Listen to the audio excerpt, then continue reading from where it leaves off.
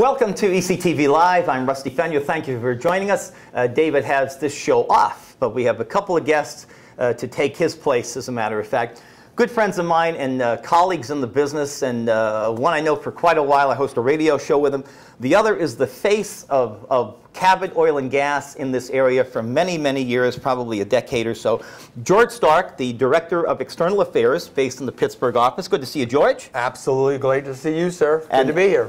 Great to have you here. And my co-host and host of the Shale Gas News, heard on WWSM 1510 AM in Harrisburg, the Lancaster, Lebanon area, also on GEM 104 in this region, Scranton, Wilkes-Barre, and beyond, and of course 94.3 FM. The talker, Bill DeRosia. Good to see you, Bill. Good to be seen, Rusty. Thanks for finally letting me on the program. Oh, you know, I invited you several After all these times. years, you keep telling me I have a face for radio. Well, you know, and the voice for print. I think people now know that. I think that goes without saying. But we thank you all for listening. And of course, one of the hottest topics in this area, you know, the natural gas industry. Since 2007, I think they've been blamed for everything, including the demise of the dinosaurs, haven't you? There's been a lot of half-truths and myths and rumors and getting on Shale Gas News and here today with you to get this message out about all the good that's happening. And again, you know, I look at the employment, the employees, how much Cabot has invested. You know, we sit here today, early 2019, and just so you know, this year we're committed to $800 million in capital to be spent right up the road in Susquehanna County. It's incredible. It's incredible, the positive. And you know, if I wasn't asked to be on the Shale Gas News, started by Kevin Lynn and the Lindy Corporation 6 years ago, again, when they asked me to be a guest, a scientific guest on this show, I said a show on natural gas and fracking. I think this should last about 5 episodes, so maybe I should come on this one right now. And now we're starting our 6th year in a couple of weeks, and it's amazing. But you know, knowing very little about that at the start, I would see you on television and say, well, you know, here's this clean-cut, nice-looking gentleman from Western Pennsylvania, great mouthpiece for an industry that does absolutely nothing.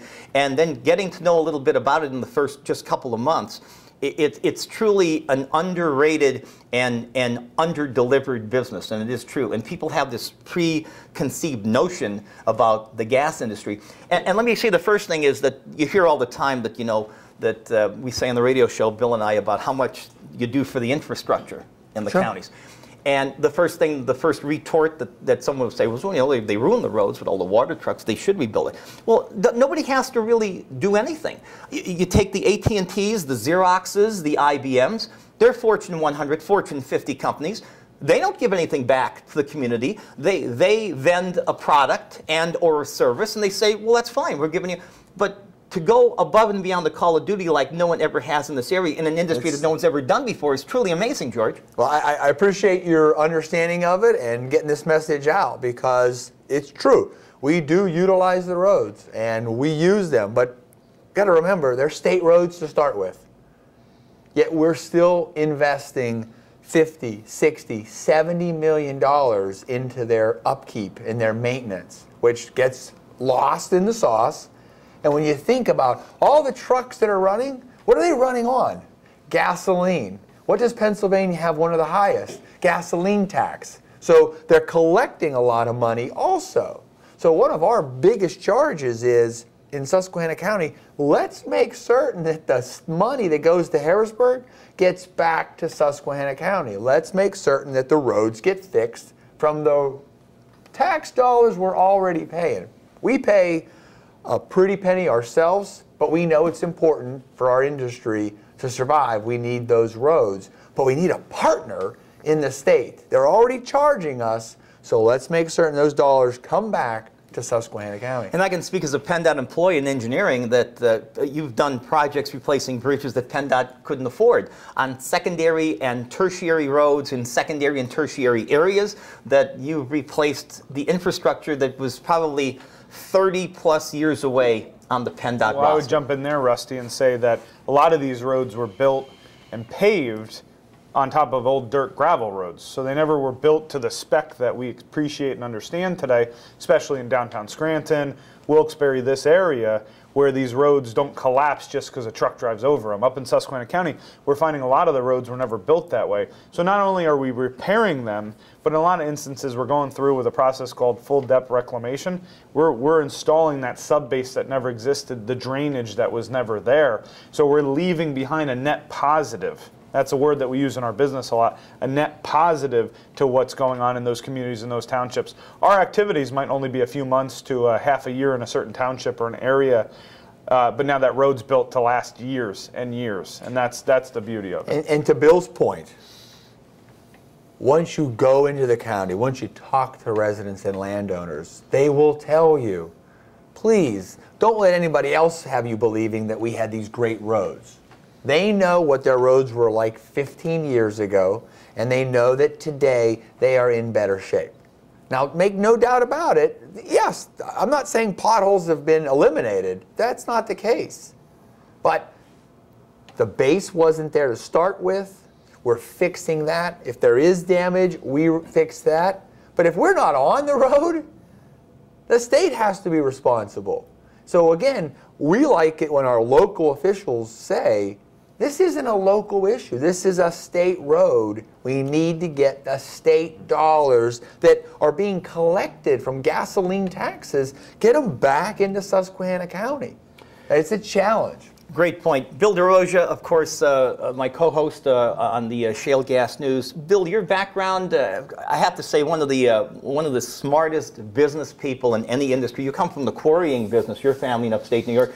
Yes. What did you think, and how did you get in your background, Bill, into the external affairs? You worked for a lot of different publications before the Shale Gas News and doing radio, before Cabot. It just was a combination of a few different things. I grew up in the quarrying business, open pit mining, upstate New York. The family business, recognizing the industry in upstate New York wasn't going to be facing the, it wasn't the thing to build a career on. Send me down here to Northeast PA, Misericordia University. Shout out to my alma mater, of course. While I was there, I had the unique opportunity of studying both business, history, law, different things, trying to figure out what I wanted to do in life. The Marcellus Shale was just starting to take off. And through various internships and relationships I built, the industry was in a unique position that it needed somebody on the ground that could go around Pennsylvania and upstate New York, promoting the industry, taking on the lies or the mistruths about the industry. So I spent the first 2 years of my career running all over Pennsylvania and New York, working for companies like Cabot, and then lo and behold, we still don't know why, but George Stark eventually hired me to come work full-time Well, for him. obviously it was a mercy hiring nonetheless, but nonetheless you're still employed. But it is true, and we joke a lot about, Bill on the show, but it is a 24/7 job. He covers more mileage a day than Amtrak does. Yeah. It's really true. Yeah. It truly is, and there's a lot of coverage to be done. And we get them all. I mean, it's Billy working with the local legislators and the delegation and folks from Harrisburg and the regulators. It's an ongoing effort. George, your background, you came from a political background, and then the gas industry? It's kind of So from my background, again, grew up in Monessen, Western Pennsylvania, but I went to school at Dickinson in Carlisle, which put me in close proximity to Harrisburg.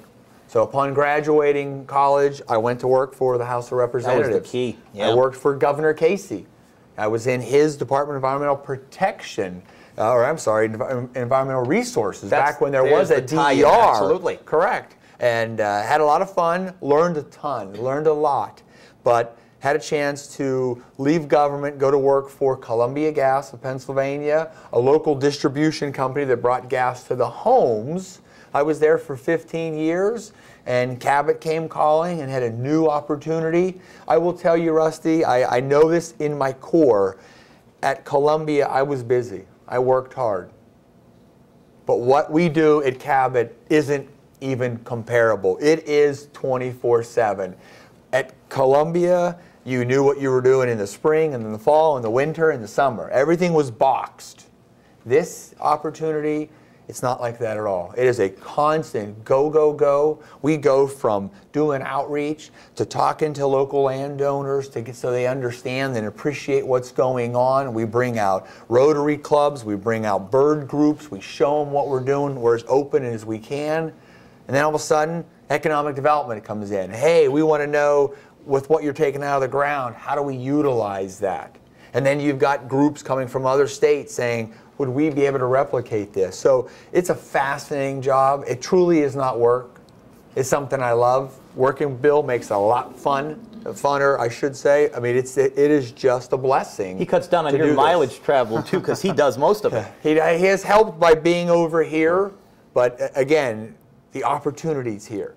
And I mean that in a sense of the opportunity is in Susquehanna County, but we're in Scranton today.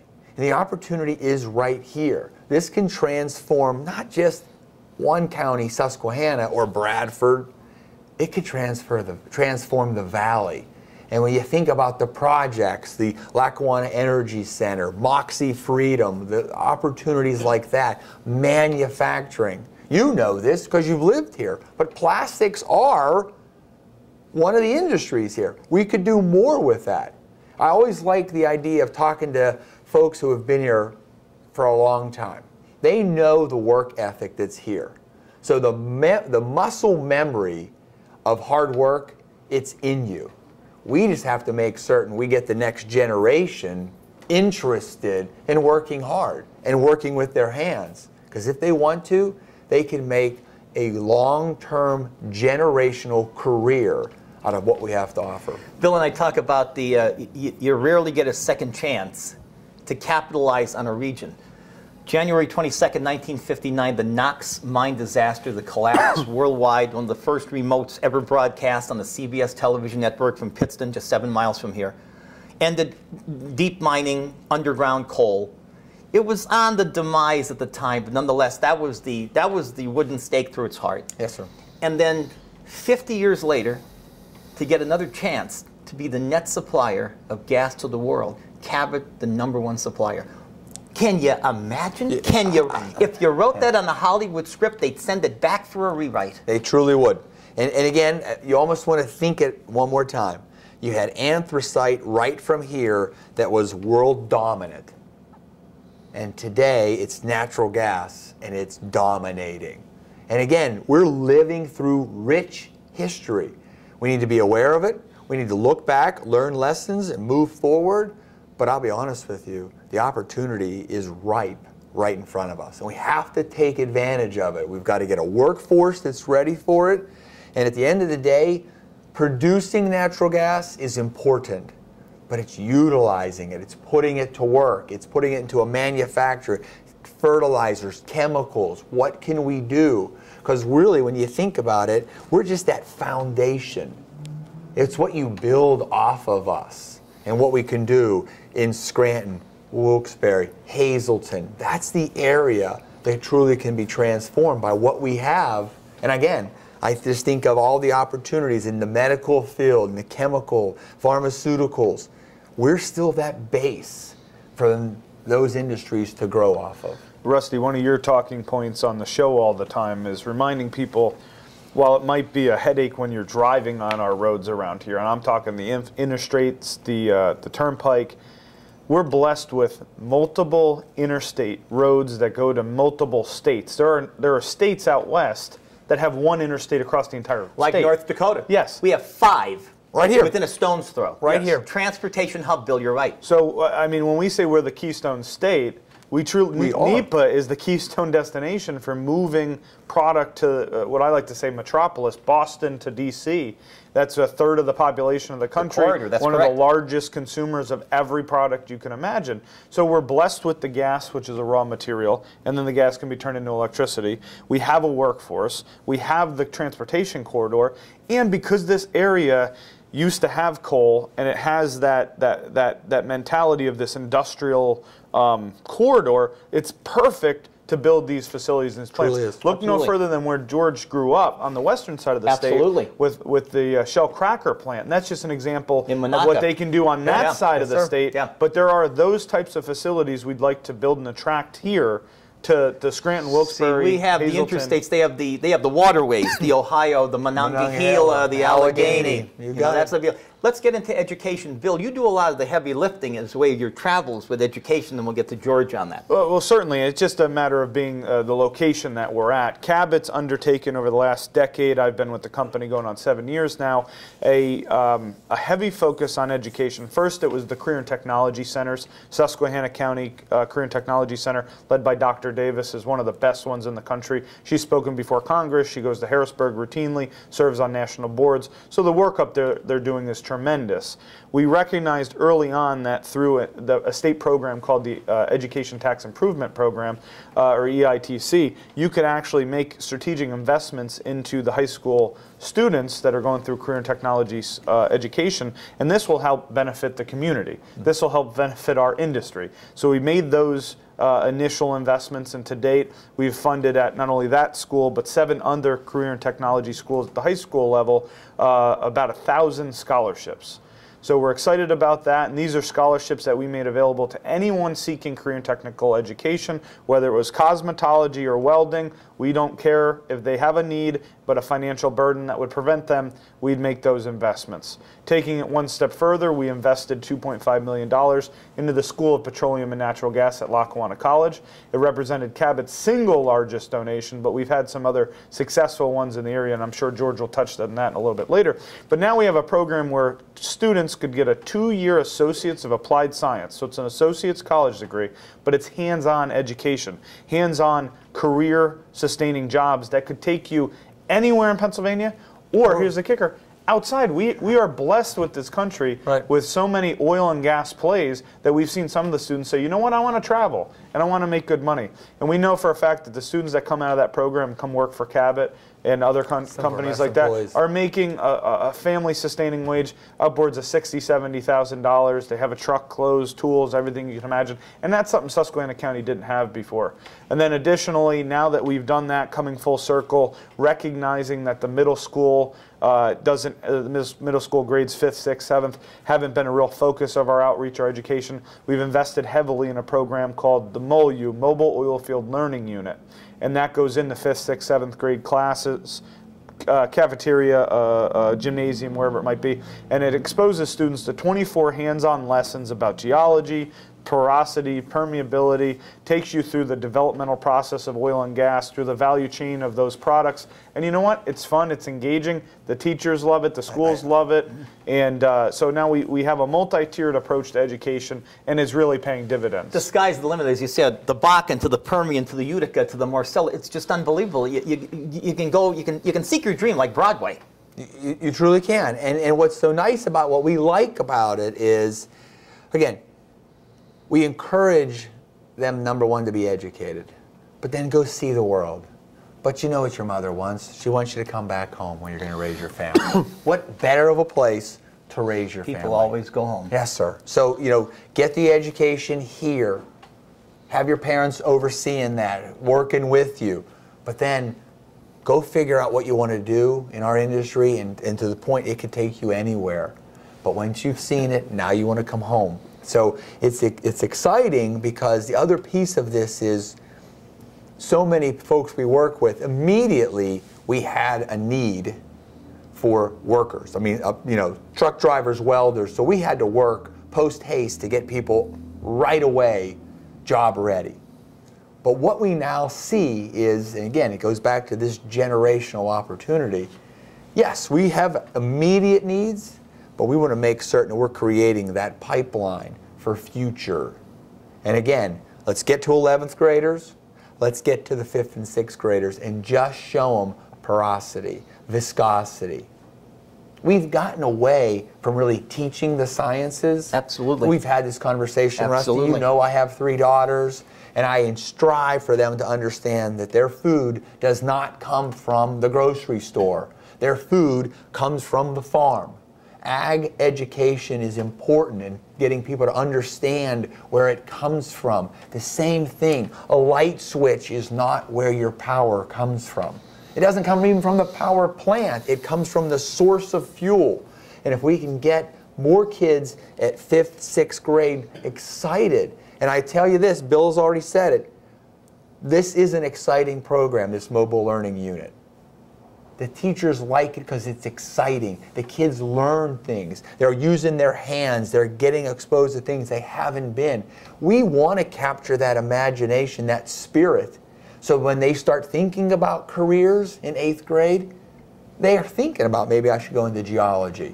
Maybe I ought to be an engineer. And again, you know this yourself. Engineer is that big. Civil, electrical, mechanical, that's what we want to break down for these students early on, that is wide open for them. And again, they get to come home and put their skills into place. Now here's the caveat. For every 100 good things that folks do, people remember the one bad. Sure. But that's life. Of course, the lawsuit lately, as of late, we've seen headline news on the 3 local stations, Montrose, Susquehanna County. What is the deal with this? And I mean, you were called into this from Sure. your Pittsburgh office and all that. And you know, I always laugh at these folks that you know, when they get the settlement and then you find out some things later on that come out, because there are always 3 sides to the story. You're absolutely right. And you know, the piece we lived is it's always hard to use science and technology to battle emotion. Emotion wins, because if a baby's crying, you just want to rush in and do what's right. Absolutely. But at times on our end, it takes time to get the data, to get the results, to look things over. So it took us 3 to 4 years on what about water, what about the air, and now we know so much more about where water contamination comes from, how much methane is already physically at the surface in Susquehanna County. Quite honestly, the locals knew it. Absolutely. We didn't. Lighting their faucets on fire since For the years. 50s as a gag when company comes over. Absolutely. So that took us a while to prove. And we were focused on proving that science side of it. However, sometimes what we discover too is that emotional state, the activists continue to push, continue to prod, and now we have the time to investigate. And what we're finding out is no different than we can now explain clearly where the natural gas came from, naturally at the surface. We are getting to explain that the folks that are opposed to this industry are rental witnesses, are paid advocates. They're actors.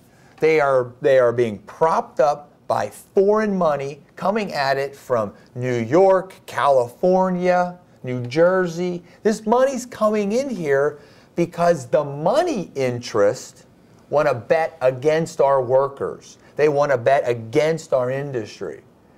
And Rusty, they were successful. Poor New York took the bait and jumped in with both feet and said, we're not going to do that. We can't turn that clock back now. But what we want to do, and what these lawsuits are allowing us to show, is it was never a 64-year-old former teacher who's now turned advocate, or some person who was, you know, a landowner down on his luck and we made problems for. No, they were all chosen for the role they played to take us on.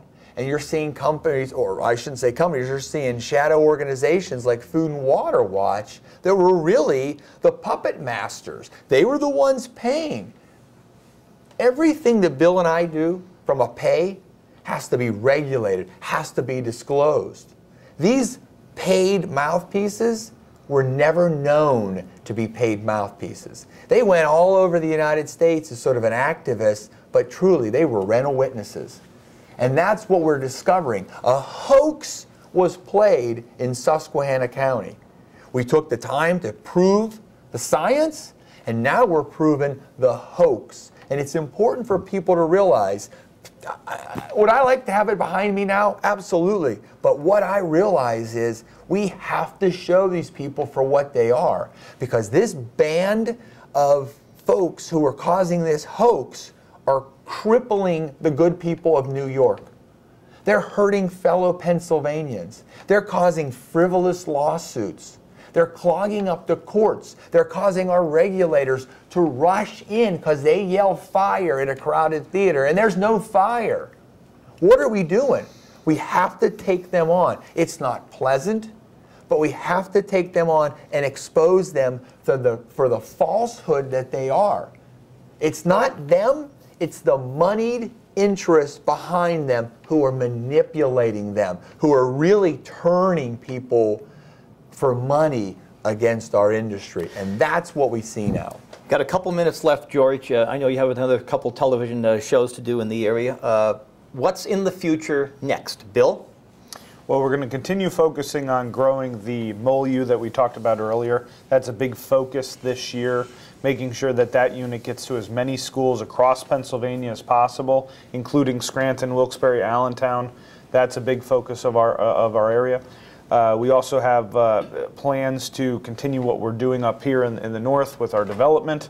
George mentioned that earlier, $800 million capital expenditure planned. Incredible. And then we have some other infrastructure projects that George can allude to that we'll continue to be promoting and trying to get built. Got about a minute. George, final comments, George? The biggest thing that we're going to build off of in 2019 and beyond is utilization of this natural gas. We want to put people to work in manufacturing. So as we build out infrastructure and pipelines, the bigger benefit is let's put that gas to work here. Let's find a manufacturer for Wilkes-Barre. Let's find someone for Scranton. Let's put people to work utilizing this. We will spend a ton of time and a ton of effort making that happen. It is always great to see both of you folks. It's great. The epitome of public, community, and media relations. You're the best. And thanks for being on the program. Thank you. Appreciate it. Glad to be here. Absolutely. Bill DeRosia, co-host on the Shale Gas News on 94.3 FM The Talker every Saturday. Of course, George Stark, Director of External Affairs for Cabot Oil and Gas, based out of the Pittsburgh office, kind of the Houston